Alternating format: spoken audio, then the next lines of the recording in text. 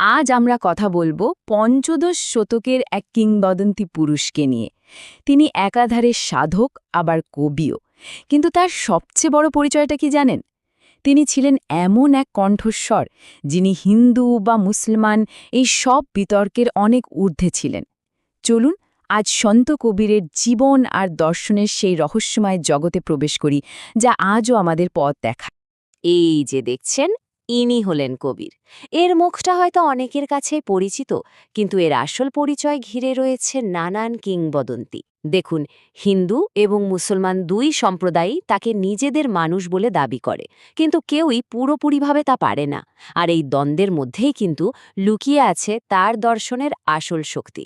তাহলে আসল প্রশ্নটা কি দাঁড়াচ্ছে? তিনি কি হিন্দু ছিলেন নাকি মুসলমান? এই একটা প্রশ্নই কিন্তু শত শত বছর ধরে মানুষকে ভাবিয়ে তুলেছে। আর মজার ব্যাপার হলো, এই পরিচয়ের রহস্য ভেদ করতে গেলেই আমরা তার আসল দর্শনটাকে খুঁজে পাব। কবিরের এই যে রহস্যময় পরিচয়, এর মূলে রয়েছে তার জন্ম নিয়ে প্রচলিত দুটো একেবারে ভিন্ন ধর্মী কাহিনী। চলুন সেই কিংবদন্তিগুলো দিয়েই আমাদের এই আলোচনাটা শুরু করা যাক। একবার ভাবুন তো, দুটো সম্পূর্ণ আলাদা গল্প। একদিকে একটা গল্প বলছে তিনি ছিলেন এক ব্রাহ্মণ বিধবার সন্তান, যাকে কিনা সমাজের ভয়ে জন্মের পরে কাশীর এক পুকুরে ভাসিয়ে দেয়া হয়েছিল। আর অন্যদিকে আরেকটা গল্প বলছে নীরু আর নিমা নামের এক মুসলমান তাঁতি দম্পতি তাকে কুড়িয়ে পান এবং নিজেদের সন্তানের মতোই বড় করেন। দেখুন, একই মানুষ, অথচ দুটো কি ভীষণ ভিন্ন পরিচয়। কোনটা সত্যি? সত্যিটা হলো, কেউ এটা নিশ্চিত করে বলতে পারে না। কিন্তু আসল কথাটা হলো, কবিরের কাছে এই পুরো বিতর্কটাই ছিল অর্থহীন। তিনি হিন্দু না মুসলমান এই প্রশ্নের উত্তর খোঁজার থেকে তার কাছে অনেক বেশি জরুরি ছিল মানুষকে এই পরিচয়ের বেড়াজাল থেকে মুক্ত করা। তিনি এসেছিলেন ধর্মের দেয়াল ভাঙতে, নতুন করে কোনো দেয়াল গড়তে নয়। কবিরের এই বিদ্রোহকে ঠিকভাবে বুঝতে হলে আমাদের একটু পিছিয়ে যেতে হবে। সেই সময় যখন তার জন্ম, কেমন ছিল সেই পঞ্চদশ শতকের ভারতবর্ষ? ঠিক কিসের বিরুদ্ধে ছিল তার এই লড়াই? সেই সময়টা ছিল বিভেদের। সমাজটা ছিল জাতপাতের কঠোর বেড়াজালে বাঁধা, যেখানে মানুষের পরিচয় ঠিক হতো তার জন্ম দিয়ে, তার কর্ম দিয়ে নয়। আর এর সাথেই ছিল হিন্দু আর মুসলমান সম্প্রদায়ের মধ্যে এক গভীর বিভাজন। ঠিক এই রকম একটা দম বন্ধ করা পরিবেশেই কবিরের কণ্ঠস্বর গর্জে উঠেছিল। তবে এই অন্ধকারের মধ্যেই কিন্তু একটা আশার আলো ছিল, ভক্তি আন্দোলন। এই আন্দোলন শেখাচ্ছিল যে ঈশ্বরকে পেতে হলে মন্দিরে বা মসজিদে যাওয়ার দরকার নেই, দরকার শুধু খালেস ভালোবাসা। কবির ছিলেন এই আন্দোলনেরই একজন খুব গুরুত্বপূর্ণ মুখ, কিন্তু তিনি এই আন্দোলনকেও এক নতুন দিশা দেখিয়েছিলেন।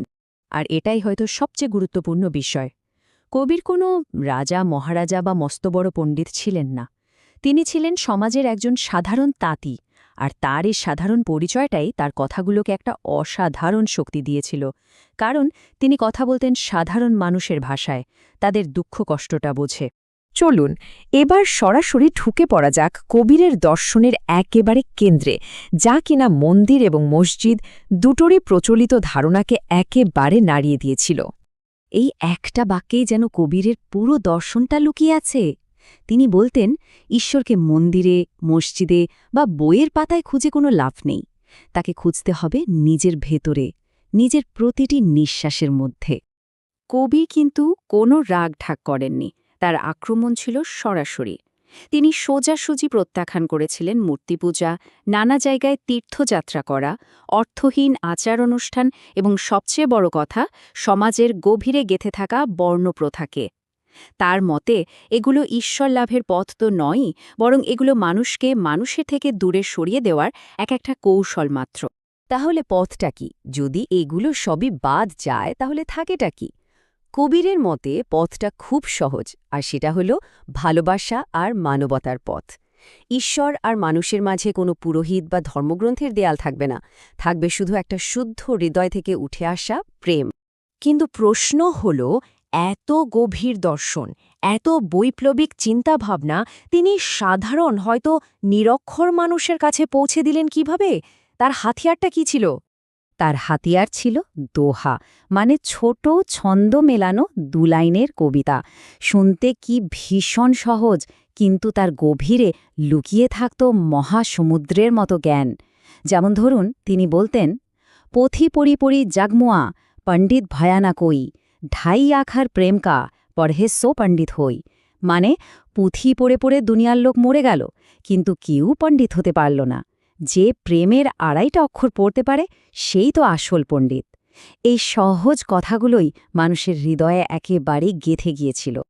আরেকবার ভেবে দেখুন তো, মুখে মুখে ফেরা এই অমূল্য কথাগুলো তো সময়ের সাথে হারিয়েও যেতে পারত, কিন্তু তা হয়নি, কারণ রবীন্দ্রনাথ ঠাকুরের অনুপ্রেরণায় ক্ষিতিমোহন সেন এক অসাধারণ কাজ করেছিলেন। তিনি ভারতের গ্রামে গ্রামে ঘুরে বাউল, ফকির আর সাধারণ মানুষের কাছ থেকে এই দোহাগুলো সংগ্রহ করেন এবং আমাদের সবার জন্য সঞ্চয় করে রেখে যান। প্রায় 600 বছর পেরিয়ে গেছে, কিন্তু কবীরের কণ্ঠস্বর আজও একটুও ফিকে হয়ে যায়নি। বরং বলা যেতে পারে আজকের এই পৃথিবীতে তার কথাগুলো হয়তো আরও অনেক বেশি প্রাসঙ্গিক হয়ে উঠেছে। তার প্রভাবের যাত্রাপথটা একবার দেখুন। পঞ্চদশ শতকে তিনি ছিলেন ঐক্যের এক জীবন্ত প্রতীক।